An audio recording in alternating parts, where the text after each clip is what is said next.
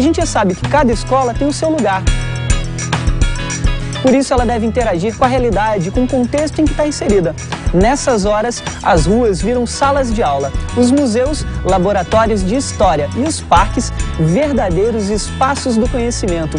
Projetos externos são uma nova possibilidade de integrar a comunidade e a escola. Mas como é que a gente pode fazer isso acontecer? Quais são as soluções possíveis para que a gente possa ultrapassar os muros das escolas? Educação no contexto local é o tema do programa de hoje. Na reportagem de hoje, uma escola em que os muros não se separam da comunidade. Saída pedagógica para mim é muito bom. É ótimo, né? Falar a verdade. E no quadro Debate, o cantor e guitarrista Clemente vai responder as perguntas dos alunos. Primeiro show do Inocentes, época de ditadura militar, né? Era costume da polícia invadir os shows punks e levar aquele bando de jovens revolucionários para o Chilindró. E hoje é dia da segunda parte do desafio sobre direitos humanos. E aí, galera, todo mundo preparado para a segunda etapa do desafio? Sim!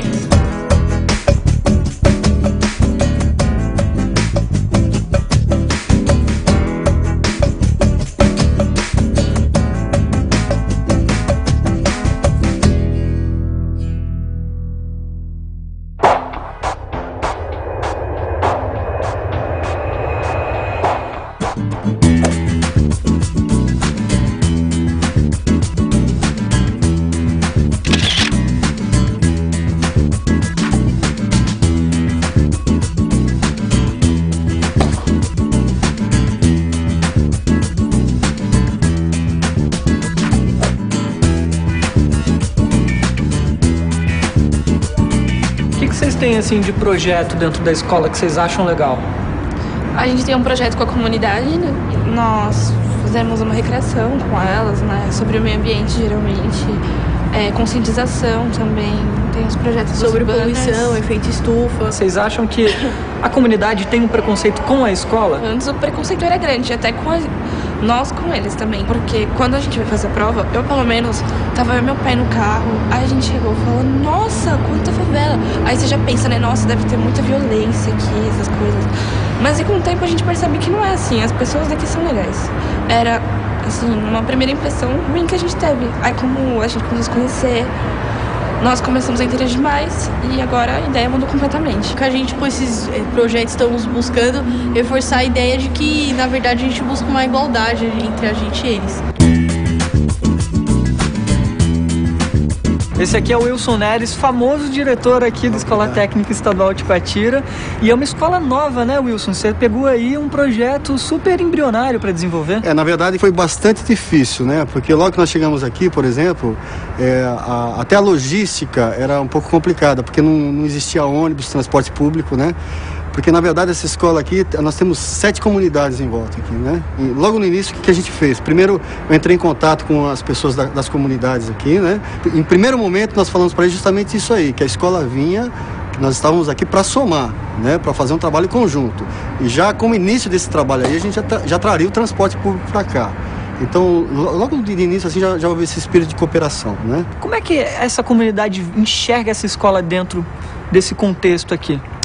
Num primeiro momento foi bem complicado, porque eles achavam que era escola para burguês, né? Então, logo nos primeiros projetos, já foi inserindo essa comunidade dentro dos projetos. Então, acabou acontecendo uma parceria super legal, porque nós olhamos para o céu e nós vimos a necessidade que eles tinham. Por exemplo, na época lá, tinha um corpo de balé de 40 menininhas de 6 anos até 8 anos de idade, que estavam tendo dificuldade de conseguir a roupinha de balé, né? E aí a gente conversou com a nossa professora de moda, aí ela inseriu o projeto dos tutus dentro do projeto do pessoal de primeiro ano, e nós fabricamos, se eu não me engano, foi 67 vestidinhos, né? E doamos para eles. Um dos nossos projetos agora para o semestre que vem é aproveitar o nosso próprio aluno para dar aula de reforço para os alunos de 5ª e 6ª séries do céu aqui ao lado, entendeu? Eu acho que a moeda de troco disso aí é que nosso aluno consegue ter uma consciência social muito mais calcada na realidade. Fica aí, o primeiro bloco ainda não acabou, agora o programa vai pegar a estrada. A gente vai para o Espírito Santo mostrar uma matéria sobre educação no contexto local.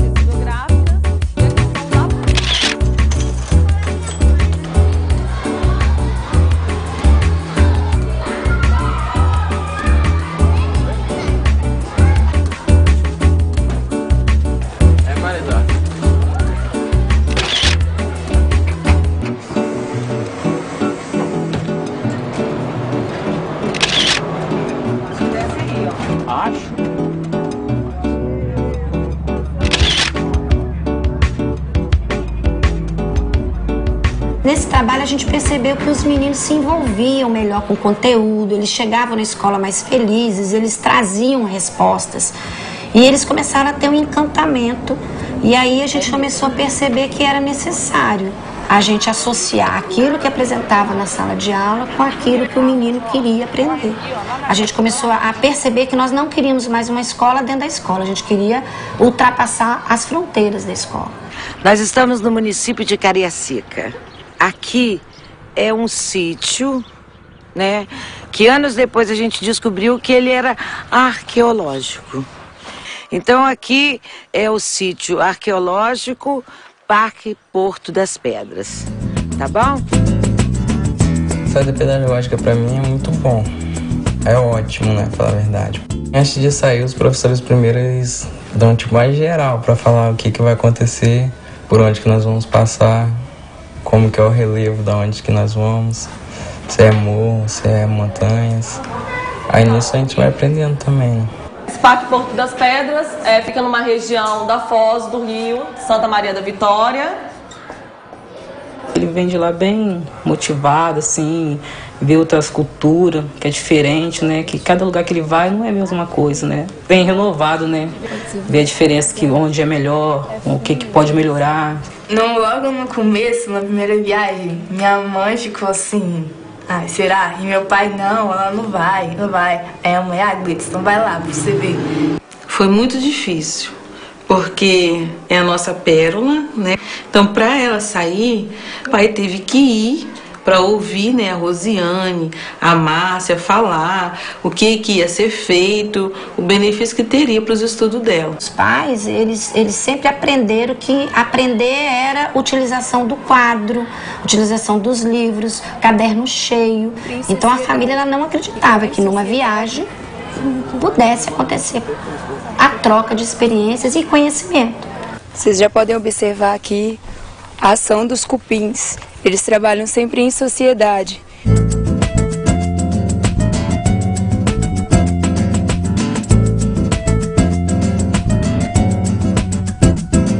O ônibus da escola, a alimentação, toda a estadia a escola proporciona.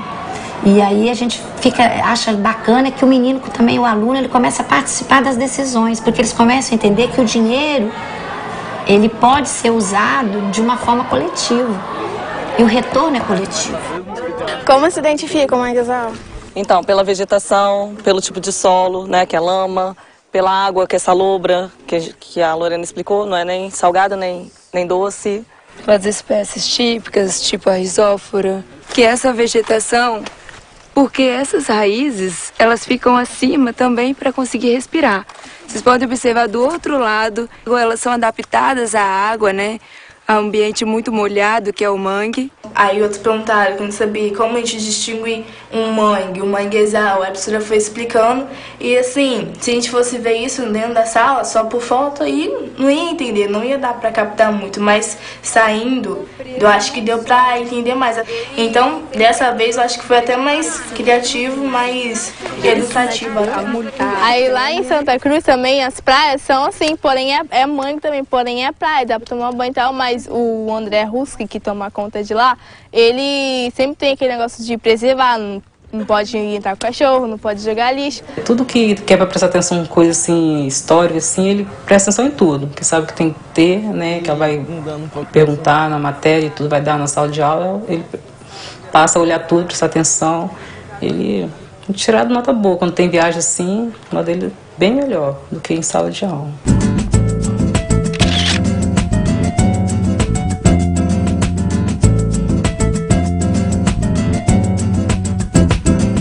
E, na verdade, a gente tem professor de matemática envolvido, professor de ciência, professor de português. E aí nós tínhamos a professora o ano passado, a Eliane. Ela queria resgatar um romance. E esse romance exatamente falava e traduzia de uma situação ocorrida em Santa Teresa, numa cachoeira. Nós lemos o livro Carina, da Virginia Tamanini, e conta um pouco da história de imigrantes italianos que vieram para cá, para o Espírito Santo. A gente tinha que ler o livro todo, nós fizemos provas, nós fizemos resumo, nós, enfim, pesamos na internet. Então foi tudo antes da viagem. Para quando nós chegamos lá, sabemos já um pouco do que a gente ia estudar lá. E até os antigos moradores da cidade de Santa Teresa conhecem essa tal Karina, né? Porque ela, depois que eu fui conhecer a história da cidade realmente, aí nisso você tipo vai se empolgando para ler e você não quer mais parar de ler o livro. Ela lia dia e noite. Ela dormia e o livro estava lá com ela, dormia tarde. Achei legal isso, porque não vejo ele lendo nada, nem gibi, a não ser, gosto de internet, assim, de ler as coisas na internet, mas assim, pegar um livro para ler. Para nós isso foi muito positivo. E os pais conseguiram, né, entender todo esse aprendizado numa mostra cultural, onde nós fizemos uma dança italiana, nós fizemos todos os trabalhos, cortinas, ganhamos 2 prêmios com esse material dos nossos alunos.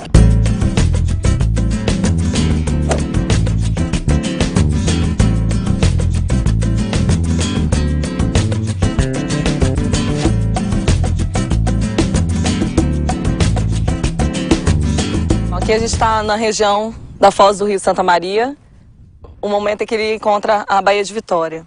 Lá atrás nós temos o Porto de Tubarão, que utiliza a energia produzida pelas usinas hidrelétricas que estão instaladas no rio. O rio também é importante no abastecimento da Grande Vitória, da água utilizada por nós. Esse rio, antes dele abastecer as nossas casas, ele é tratado? É, a água é tratada do rio, né, pela empresa de saneamento. E a água que vai para o rio, o esgoto, né, também começa a ser tratado. E toda viagem que nós vamos, nós pegamos um pouco, coletamos águas dos rios, cachoeiras, praias que nós vamos. Aí a professora de ciências leva sempre para fazer uma pesquisa, né, para saber como que é a água, se é poluída, se pode tomar banho. Todo o percurso, tudo aquilo que foi coletado, os nossos alunos, junto com esses estudantes, né, de biologia, foram para o laboratório fazer todas as análises. Né? Além da questão do conhecimento científico, eles tiveram a troca de experiência, conheceram novas pessoas, outros espaços, outras possibilidades. Então, as nossas viagens pedagógicas, viagens de estudos, elas surgiram da necessidade de entender a logística e a ocupação e a forma de administrar a água no nosso planeta.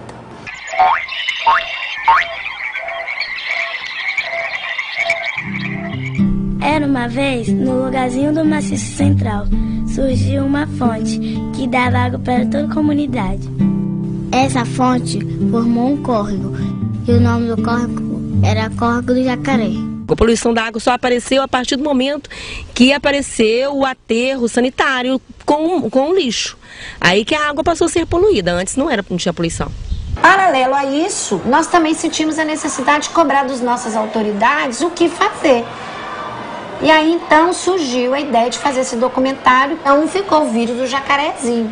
Nós temos condições de fazer uma recuperação no primeiro momento e fazer com que ele circule como água limpa. Esse é o nosso grande objetivo. Eu acho que o que vocês estão fazendo é extraordinário, porque vocês estão tentando entender a questão da nascente, do riacho, por que não foi preservado pelos adultos, estão de certa forma dando uma lição naquelas pessoas que deveriam ter cuidado, inclusive chegando a cobrar do prefeito procedimentos e ações para preservar aquele rio.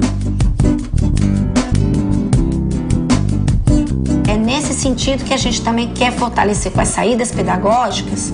São os diferentes campos para que os nossos alunos começam a ter uma consciência realmente crítica, questionadora, mas também de intervenção na localidade. Porque só vai haver mudança quando a gente se apropriar realmente daquilo que a gente precisa entender, né, que são os nossos direitos e os nossos deveres. Dá de trazer italiano. Na hora, tá?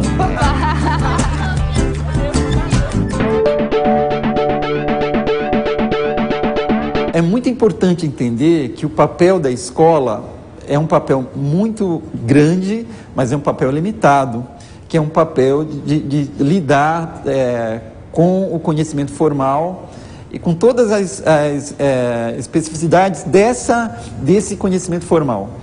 Porém, um espaço de educação, um espaço muito mais amplo. Para você formar um sujeito, precisa ter mais elementos do que o conhecimento da escola. E aí precisa ter um avanço cultural, então precisa ter meios culturais, precisa ter também um bom conhecimento de saúde, tem que ter um bom centro esportivo, um bom lugar de lazer. Então o processo de educação se faz de uma maneira mais ampla. Precisa ter uma rede de apoio ao aluno, uma rede de apoio ao educador.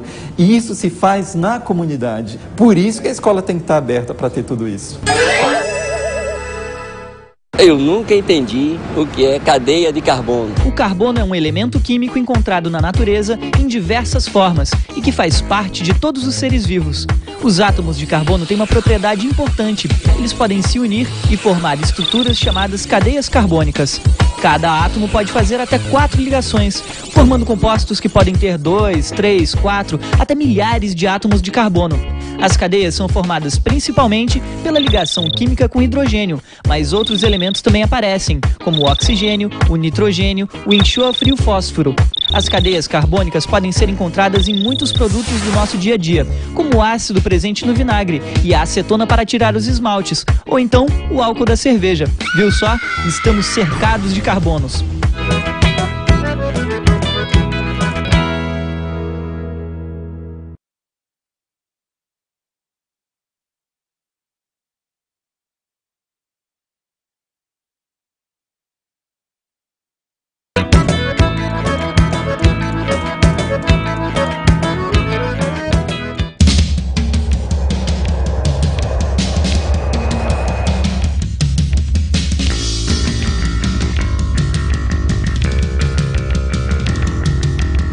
Clemente tem mais de 30 anos de punk e rock. O cantor e guitarrista, ícone do movimento punk brasileiro, começou a tocar em 78 com o grupo Restos de Nada. Eu e o Douglas, que era meu parceiro, né, montamos o Restos de Nada, que é considerada a primeira banda punk, né, de São Paulo. Depois tocou na banda Condutores de Cadáveres e em 81 fundou o grupo Os Inocentes, em que está até hoje, dividindo seu talento também com a Plebe Hood. Nessa estrada punk musical, Clemente excursionou por diversos países, sofreu com ações da censura do governo militar e influenciou muito a cena musical brasileira. Primeiro show do Inocentes, época de ditadura militar, né? A gente acabou de tocar, assim. Quase que a gente não tocou, né? Porque, assim, era costume da polícia invadir os shows punks e levar aquele bando de jovens revolucionários para o Chilindró. Clemente profanou mensagens que certamente não agradaram os ouvidos mais conservadores. Ele disse que queria revolucionar a música popular brasileira, pintar de negro a asa branca, atrasar o trem das 11, pisar sobre as flores de Geraldo Vandré e fazer da Amélia uma mulher qualquer. A melhor coisa que a escola tem que ter pela criança é o respeito, e acho que o Estado tem o dever de dar uma estrutura que mostre que ele respeita as pessoas. Galera da Escola Técnica Estadual Tipatira, uma salva de palmas para Clemente. Obrigado. Como é que foi, Clemente? Conta pra gente um pouco da tua história de 30 anos aí de rock and roll e principalmente punk rock, cara.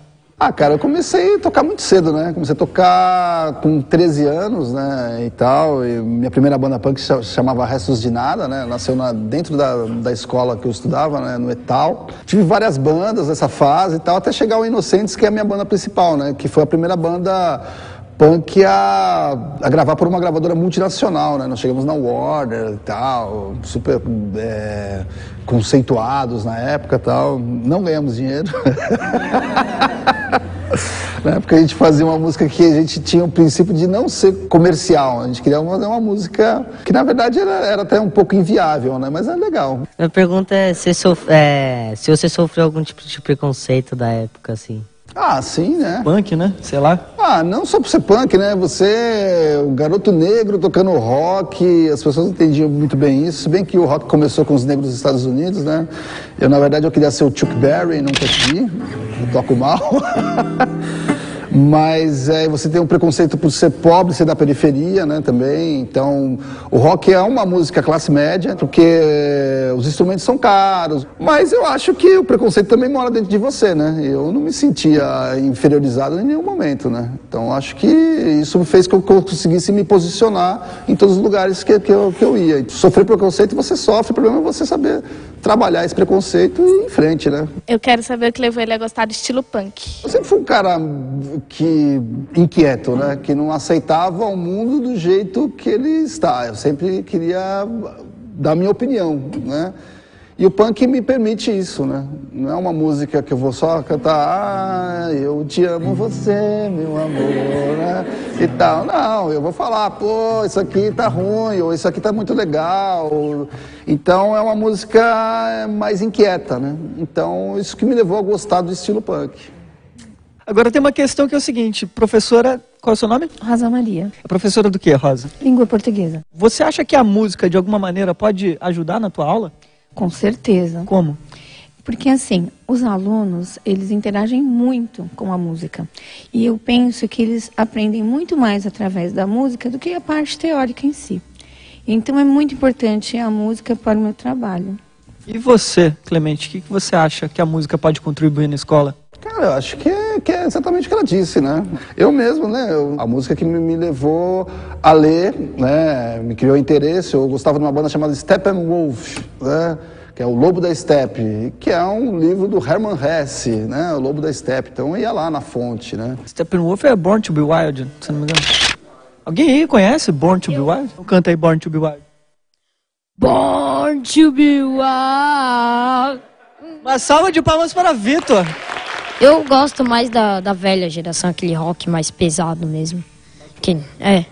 Esse rock de hoje em dia tá muito levinho. Você conhecia o Clemente?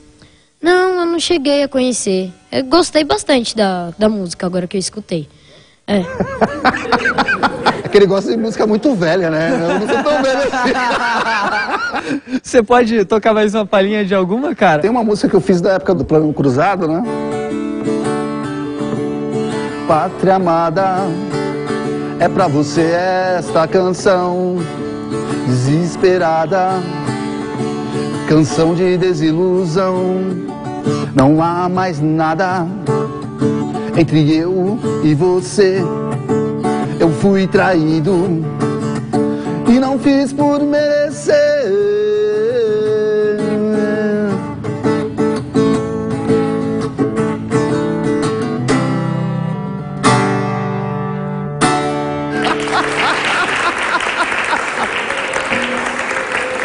Eu queria saber o seguinte, como é que funciona o processo criativo? Porque eu vi na sua música aí que tem toda uma pesquisa e tal, né? Como é esse olhar aí? Cara, ela é assim, às vezes tem algum fato que incomoda e você fala, putz, eu vou falar sobre isso, eu vou falar sobre isso. Por exemplo, tem uma música chamada Pânico SP, né? Que é isso aqui, ó.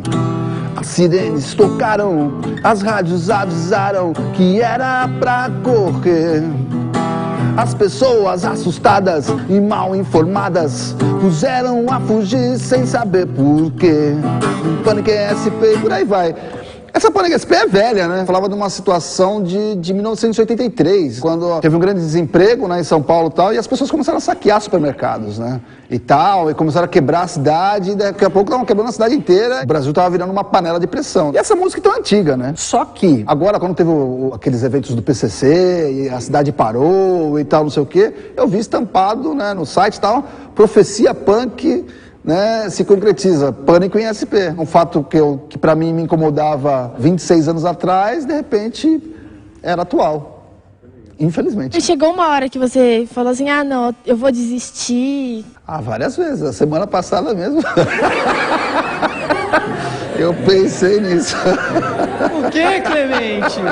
Teve uma fase bem no comecinho, assim, quando antes da gente chegar na Warner, né, a banda chegar na Warner e tal, então a gente tinha uma dívida gigante no estúdio, que a gente tinha gravado uma demo, né, uma fita demo, uma fita de demonstração, né, e tal, então a gente tinha uma dívida gigantesca, nós estávamos desempregados, porque a gente tinha apostado na música e tal, não tínhamos nenhum show marcado, né, e não tínhamos gravador. E aí falou, não vai dar, né, cara, chega, vou ter que procurar um emprego num banco e tal, não sei o quê. Já tinha mandado fita para todas as gravadoras e aí chegou o Branco Melo, né, dos Titãs e tal, né, eu vou levar a fita de vocês para a Warner, e a Warner contratou a gente e aí nós fomos felizes para sempre, né. Até eu pensei em desistir a semana passada. Agora, conta um pouco sobre essa história dos subgêneros que o rock tem, né, cara? Hoje em dia a gente fala tanto do emo, já teve o hardcore. Ah, sim. Rock é rock? Ah, rock é rock, né, mas acho que cada época tem uma característica diferente, né? Se você vê a árvore genealógica do emo, na verdade é o punk, né? Só mudaram os temas, né, das músicas. Assim, primeiro a gente fez o punk, né? Que era assim. eu vou destruir o sistema. Era um negócio mais ou menos assim. Aí, isso, né, todo mundo fala, pô, você é bonitinho, dá pra tocar no rádio. Começou a tocar no rádio e começaram a chamar de New Wave. Aí os punks falaram, o quê? Vamos tocar essa música no rádio? Então a gente vai fazer ela mais agressiva. E começaram a fazer assim. Eu vou destruir o sistema! Isso é o hardcore, né? Só que aí chegou uma época, uns caras chegaram e falaram assim, meu, pra que eu vou ficar gritando, eu vou destruir o sistema e tocar rápido? Eu gosto de tocar rápido, mas eu quero cantar que eu amo aquela garota. Então eu amo você, menina. Mas é a mesma música. Eu amo você e depois eu vou destruir o sistema. Então, esse aí era o hardcore melódico, né? Eu amo você e depois eu vou destruir o sistema. Aí agora, a última geração, que é o emo, o emotional hardcore, é eu só vou amar você, esse sistema tá legal, tudo bem, não importa. E é isso. Uma salva de palmas para Clemente. Depois do iê dos anos 60 e das metamorfoses ambulantes dos anos 70, a década de 80 viu explodir o rock brasileiro. Brasília mostrava sua primeira geração de artistas e colaborou para o cenário nacional com bandas que ganharam muita projeção. Fundada em 82, a banda Legião Urbana inspirou-se em bandas como Ramones, The Smiths, The Cure e Joy Division. Do rock pesado às baladas românticas, a Legião trazia em suas músicas temas como solidão, homossexualidade, AIDS, amor, intolerância e injustiça. Eduardo e Mônica, Será e Tempo Perdido são alguns dos clássicos da banda, que até hoje faz sucesso principalmente entre os adolescentes. A capital federal também foi berço dos Paralamas do Sucesso, que nasceu no início dos anos 80. Misturando rock com outras influências como reggae e ska, os Paralamas emplacaram logo no começo da carreira as músicas Óculos e Meu Erro, e seguiram uma trajetória de muita venda de discos e shows memoráveis. O sucesso do grupo superou as fronteiras do Brasil. Nossos vizinhos argentinos também caíram nas graças dos músicos. Também nascidos em Brasília, os Raimundos abusam do som pesado, das letras cheias de palavrões e mostram fortes influências nordestinas. O som dos Raimundos, intitulado Forrocore, influenciou muitas bandas de pop e rock nacionais. Como você conheceu os integrantes da sua primeira banda? Foi na escola, cara, assim, brincando junto. Os nossos primeiros shows foram na escola, né? A gente organizava na escola os shows, organizava a mostra de cinema. A gente chegou a montar um centro cívico, que foi proibido depois, né, pela ditadura e tal. Chegaram a mandar lá a Polícia Federal ver por que aqueles garotos de 14, 15 anos eram tão avançados assim, quem era o culpado, quase prendendo o nosso professor de história. Coitado. Mas a gente se conheceu na escola. Na escola acho que foi onde começou tudo. O punk rock hoje em dia, na verdade, tem um destaque. Sim. Tem muita gente que ao longo desses anos todos ganhou projeção. Aí eu escuto às vezes os caras falando assim, esse aí traiu o movimento. Ah, sim. Me explica que diabos é essa história de trair o movimento. Engraçado que o movimento punk, apesar de ser uma música de protesto, vamos dizer, entre aspas, tal, né?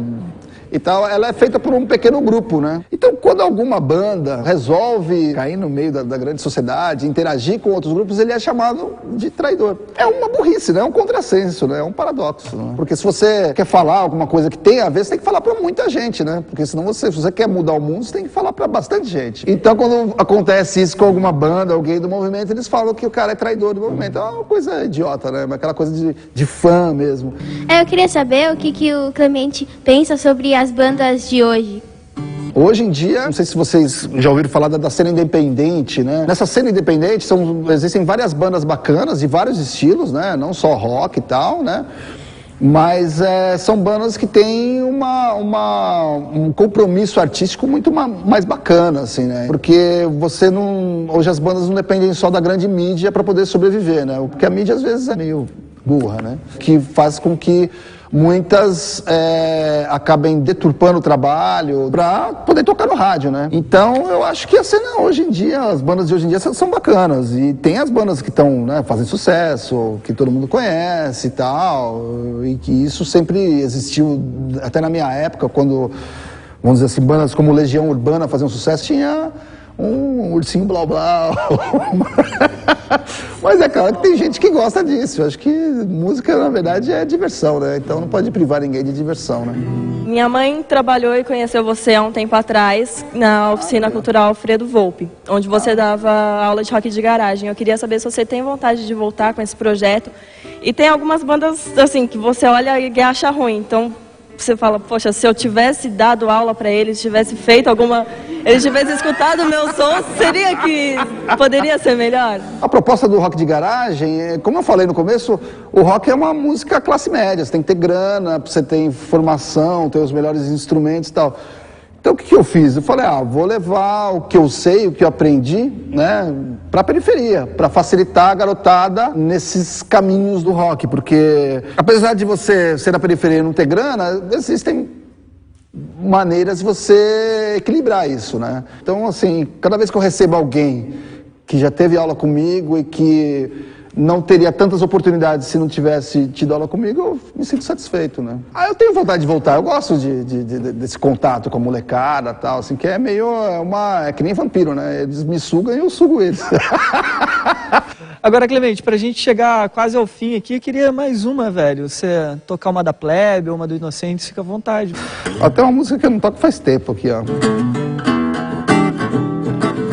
Eu sou o homem negro, vim pra cá acorrentado em navios negreiros como um animal, como um animal.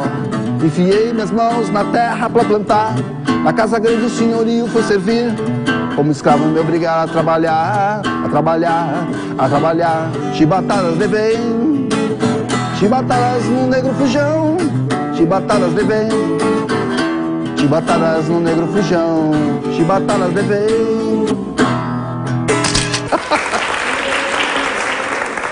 Não sai daí não, porque o programa continua, só que agora a gente vai viajar para outra escola.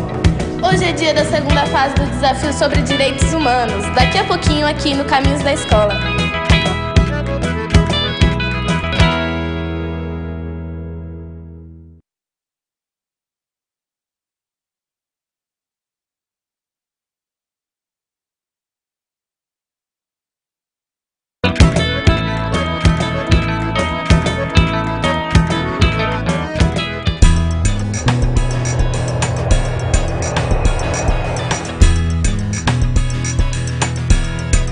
Eu estou de volta ao Centro Educacional Carneiro Ribeiro, mais conhecido como Escola Parque, aqui em Salvador, para dar continuidade ao desafio sobre direitos humanos.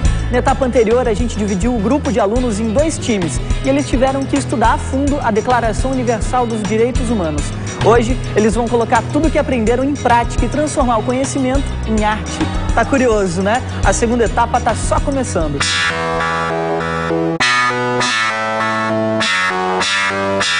E aí, galera, todo mundo preparado para a segunda etapa do desafio? Sim! A missão de vocês hoje, galera, é produzir o projeto de uma vitrine para ser instalada aqui na escola. Atenção que vocês vão ter que seguir algumas regras para produzir essa vitrine. A primeira regra é que a vitrine tem que comunicar 3 artigos da Declaração Universal dos Direitos Humanos. A ideia aqui é que vocês criem alguma coisa em cima desse artigo e não copiar o artigo inteiro. A outra coisa é que vocês podem usar recursos tecnológicos, tá?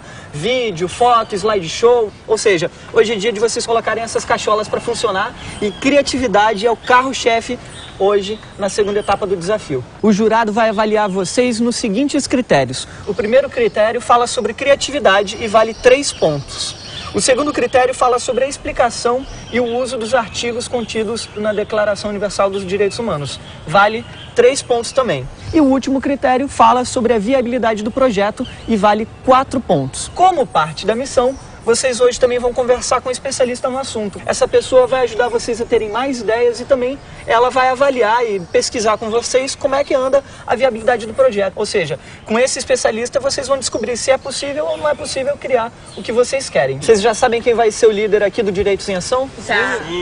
Vai não. E aqui no Resistência e Fé, quem vai ser o líder de hoje? Jéssica. Alana, Jéssica. Alana.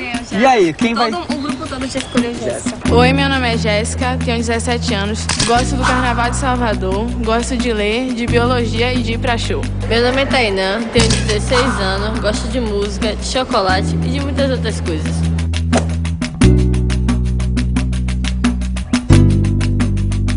E aí, vamos fazer o quê? Os artigos. Já escolheu. O artigo 16, o artigo 2, o artigo 26. Ainda não tem artigo nenhum na cabecinha de vocês, não? Obrigada pela parte que me tocou. Tive a ideia de a gente compor uma música sobre os direitos e ver se dá certo lá. Aqui na escola, né? Que tem gente passando toda hora. Se vê uma pessoa ali parada o tempo todo, a pessoa não vai voltar para ver o que é. Uma estátua não vai chamar atenção. A pessoa vai olhar e vai sair, não vai entender nada. E a vizinha? Só a questão do slide, não sei, vai depender muito de vocês que colocarem, tentar inserir no lado positivo e o negativo. E de repente pode aproveitar a música, vocês podem gravar, a gente pega o áudio, colocar no próprio vídeo. Achou mais legal assim, eu prefiro assim. Vocês acham o quê?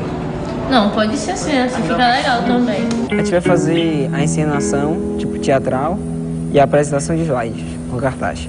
Vai falar mais sobre a educação, os direitos de casar, vai entrar também o homossexualismo. A gente tem um grupo Direitos em Ação e a gente estava tendo algumas ideias assim de fazendo cartazes assim bem na porta assim de onde a gente vai ficar assim, sabe, para chamar um pouco a atenção das pessoas assim, um cartaz com o nome da equipe, fazer uma tela grande assim com slide. A gente queria fazer um vídeo, queria fazer uma estátua também. O que você acha disso? Um vídeo, uma estátua, tem mais alguma coisa? Tipo assim, vai pegar um dos artigos que todo ser humano tem direito a moradia, entendeu? Aí a gente vai pegar um mendigo, vai colocar assim, um negócio assim, tipo um pensamento dele e colocar a música. Como é a música, professora? Ter uma casinha branca com... Aí ele acorda. Eu acho bem interessante. E essa ideia, vocês já estão, assim, realmente decididos se é isso mesmo que vocês vão fazer mesmo? É isso? Quando você trabalha com instalação ou com apresentação de alguma coisa, você tem que chamar primeiro a atenção. Um dos artigos é: todo ser humano tem o direito à educação gratuita e estar ao alcance de todos. Então, vocês têm, por exemplo, aqui, várias carteiras de aula. Se você pega essa carteira e vira de cabeça para baixo, por exemplo, você já tem uma mensagem aí. Você, essa cadeira é uma carteira de sala de aula, mas ela está de cabeça para baixo. Por que ela está de cabeça para baixo? E aí vocês podem trabalhar os cartazes, alguma coisa, nessas carteiras, por exemplo. Aí as pessoas podem ver a imagem das carteiras viradas, por exemplo, entende? Que significa justamente isso, assim, todo mundo devia ter direito a sentar naquela cadeira, mas ninguém pode sentar porque elas estão de cabeça para baixo, por exemplo. Entendeu? E aí vocês podem, com essa imagem, dar o recado de vocês. E se vocês juntarem mesmo as duas coisas, assim, o mendigo tá dormindo lá, antes do sonho dele, os slides estão acontecendo e depois vocês já partem pro sonho dele e a história do mendigo. Um exemplo, na hora passava as imagens no slide. Aí depois que o sonho dele, a gente passava no slide também. O que ele quer ter, uma casa, o que ele tem assim, o direito de ter uma casa, uma família, ou qualquer coisa assim que ele tenha um sonho. Aí passava no slide. Então, acho isso fabuloso. Aproveitar a música de Arnold, a gente pode deixar a música rolando. E pode ter um resultado bem bacana. E aqui a entrada do refeitório, tudo, né? Tem tudo a ver com o que a gente estava conversando, a coisa do mendigo aqui esperando. Aí faz uma coisa com as cadeiras lá no fundo, faz as cadeiras nesse paredão. Tudo que ele falava não deixava de manter na ideia. Deu um up assim nas nossas ideias. E ele colocou mais ideias sim, mais ideias dele. E falou pra gente fazer. Aí o que a gente achou legal a gente fez.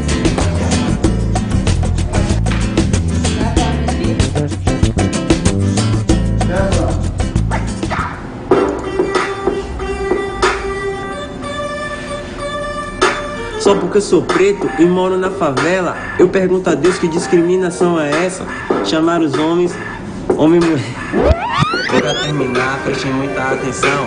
Temos que lutar pela nossa educação. Já que não vai ter a frase aqui, porque a frase vai ficar dentro da camisa, você pode escrever, botar aqui, pode fazer duas aqui, uma aqui e duas embaixo.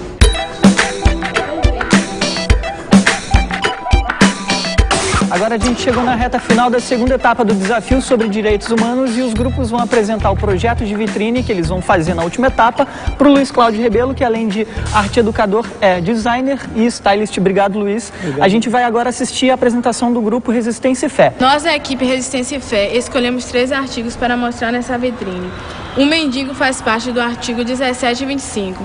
O artigo 17 mostra que todos nós temos direito a uma propriedade. O artigo 25 trata-se de que todos nós temos direito a uma qualidade de vida, a moradia, a alimentação, saúde e outros serviços básicos. Os slides vão ser apresentados pelo artigo 1, que mostra que nós nascemos livres com direito ao mesmo direito à dignidade. Nossa equipe escolheu o espaço em frente ao refeitório da escola, onde serão expostos um cartaz chamando a atenção dos transeuntes para a vitrine dos direitos humanos. A história do mendigo é que ele tinha uma casa, ele tinha moradia, só que o local da casa dele, o terreno não era dele. E esse terreno dele foi tomado. Aí, com isso, várias coisas foram acontecendo na vida dele e o slide vai mostrar isso. Aí, terminando o slide, vai tocar uma música do sonho que ele tá tendo e ele tá querendo, entendeu? Sendo que ele tem o direito, mas só que esses direitos dele, ele não alcança. Gostaria de saber da equipe Resistência e Fé o porquê da escolha da locação ter sido o refeitório. A gente escolheu o refeitório, primeiro porque é o local onde todos os estudantes passam em média 2 vezes, pelo menos, para fazer o lanche e o almoço. Aí podem dar mais atenção ao nosso trabalho. Aqui temos na camisa, falando sobre Direito em Ação, que é o nome da nossa equipe.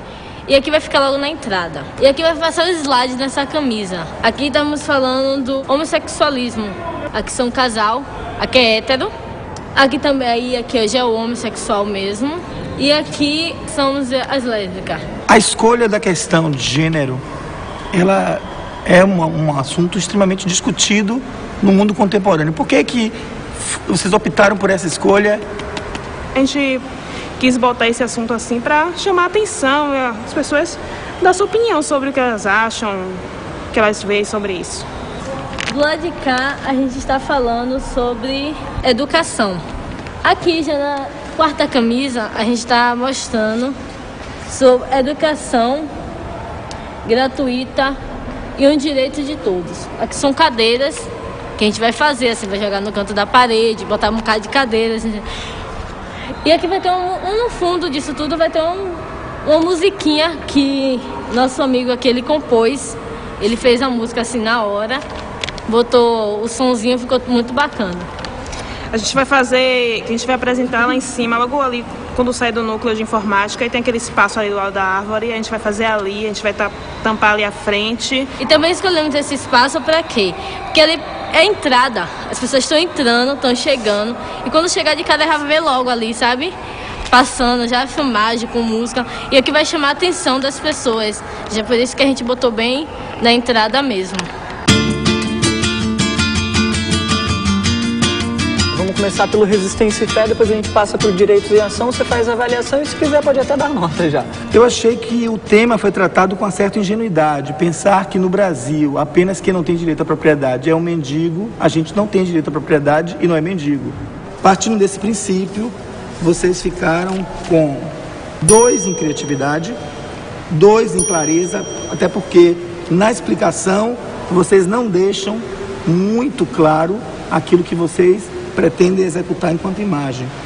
E no critério viabilidade, vocês tiraram a nota máxima, que é super viável o trabalho de vocês, no total da nota 8. Agora a gente passa para o Direitos em Ação. A equipe Direitos em Ação é uma equipe que levantou um tema extremamente polêmico, a questão de gênero, mas vai uma dica para vocês ajustarem o projeto de vocês. Vocês começam desenvolvendo um trabalho muito bacana, mas depois o trabalho entra um pouco na contramão.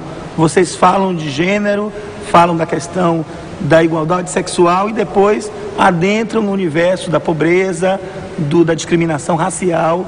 Quando você fala na música, a música, na realidade, ela não casa com o que vocês estão apresentando enquanto imagem. Então é bom fazer um ajuste nesse aspecto. E uma outra sugestão vai para vocês é a seguinte: essa camisa que vocês pensam em colocar expostas de uma forma estática, elas podem vivenciar primeiro o corpo de vocês numa performance, no espaço circundante do local onde vocês querem atingir essa mensagem e depois vocês retiram essa camisa do corpo e colocam elas penduradas. Então, por conta dessa ideia que foi muito bacana, desenvolvida a princípio por vocês ficaram com o item de criatividade 3, no item de explicação e clareza 2, porque vocês também não explicaram com muita clareza o que vocês pretendiam executar enquanto imagem, e no item viabilidade eu acredito que é perfeito e viável para vocês fazerem. Portanto, vocês ficaram com a nota 9. 9 somado com 6 que vocês já tinham na etapa anterior, os dois grupos têm 15 como somatória das duas etapas do desafio. Então, acho mais do que justo, né, Luiz? A gente bate palma para todo mundo. A avaliação super importante, assim, porque ele falou do que a gente precisava melhorar em algumas partes, né? Gostei da nota e falou tudo certo mesmo. A segunda etapa do desafio sobre direitos humanos terminou empatada aqui na Escola Parque em Salvador. No próximo programa, essa galera vai colocar a mão na massa e produzir essas vitrines. E você vai ver quem leva melhor. Foi com o objetivo de entender como a cultura funciona dentro da dinâmica capitalista que os filósofos alemães Adorno e Horkheimer criaram um conceito de indústria cultural. Grande parte dos produtos consumidos via televisão aberta, por exemplo, se encaixa nessa definição. A indústria cultural é completamente diferente da cultura popular, nascida autenticamente com o povo. São produtos impostos às massas, com o objetivo de gerar lucro. Para Adorno, a indústria cultural sugere aos consumidores uma falsa necessidade de algo novo, um produto novo, que virá substituir o antigo, em uma necessidade eterna e que gera lucro para as grandes indústrias. Os produtos da indústria cultural repetem clichês prontos e assim assistimos a uma série de espetáculos repetidos que só variam na aparência. A diversidade cultural se reduz à igualdade e o que é espontâneo se torna uniforme. As teses de Adorno já foram consideradas radicais e muitos teóricos da cultura já fizeram revisões dessas ideias. Concordando ou não, saber o conceito de indústria cultural nos deixa mais críticos. O espírito punk do Faça Você Mesmo tomou conta da Escola Técnica Estadual Ticoatira, aqui em São Paulo, com a visita do Clemente, vocalista da banda Inocentes. Se você quiser acompanhar esse e outros programas pela internet, acesse o site tvescola.mec.gov.br ou então manda uma mensagem para cá com a sua crítica, sugestão, dúvida. tvescola.mec.gov.br é o nosso e-mail. Semana que vem eu continuo essa caminhada sempre de olho na educação. Até lá!